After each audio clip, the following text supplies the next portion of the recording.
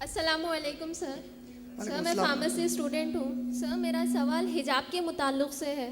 یہ جو حجاب ہے سر، اس میں ہم کو ہمارا چہرہ بھی کور کرنا ہے یا نہیں، یہ جاننا چاہ رہی تھی میں.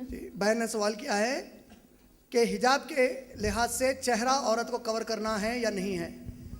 ماشاءاللہ بہن، اس کے اوپر جو لوگوں میں اختلاف پایا جاتا ہے وہ اس بنیاد پر ہے کہ چہرے کا نقاب فرض ہے یا نہیں ہے. اللہ کے نبی کریم صلی اللہ علیہ وسلم کے زمانے میں جب یہ واقعات پیش آئے تو وہاں کے واقعات کے اوپر ایک کتاب، ناصر الدین البانی رحمہ اللہ ایک بہت بڑے عالم دین تھے، ان کا انتقال ہو گیا.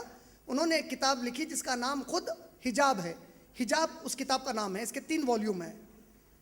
ان 3 والیومز میں ناصر الدین البانی رحمہ اللہ نے لگ بھگ 13 سے زیادہ ایسے واقعات بتائے جس میں اللہ کے نبی کریم صلی اللہ علیہ وسلم کی موجودگی میں صحابیات چہرے کو ڈھانکتی بھی تھیں اور بعض صحابیات چہرہ کھلا بھی رکھتی تھیں.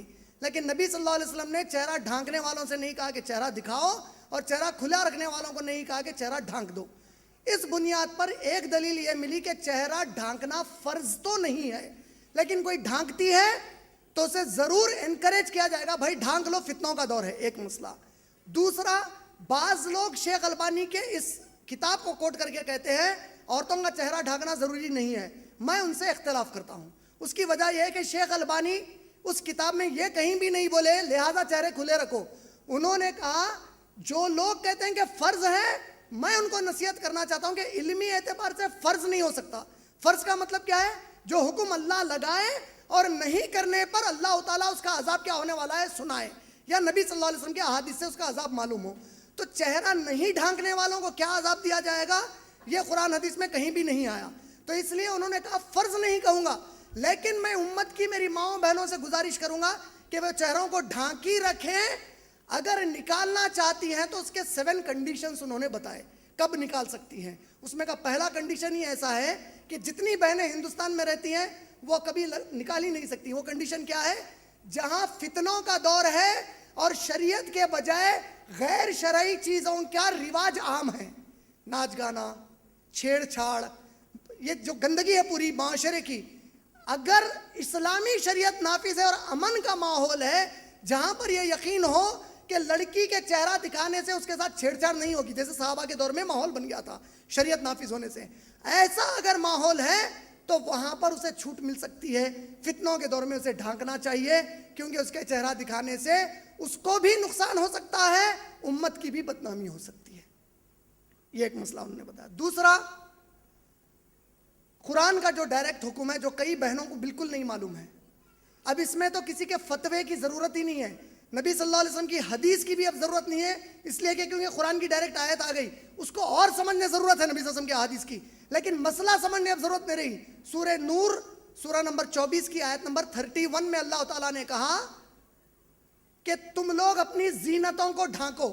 عربی میں زینت کہتے ہیں جو بھی عورت کی نیچرل بیوٹی ہے، قدرتی جو اللہ تعالیٰ نے جو عورت کو بنایا، اس کے علاوہ وہ اپنی خوبصورتی کے لیے جو کچھ بھی پہنتی ہے، چہرے پر لگاتی ہے، یہ پورے زینت میں ہے.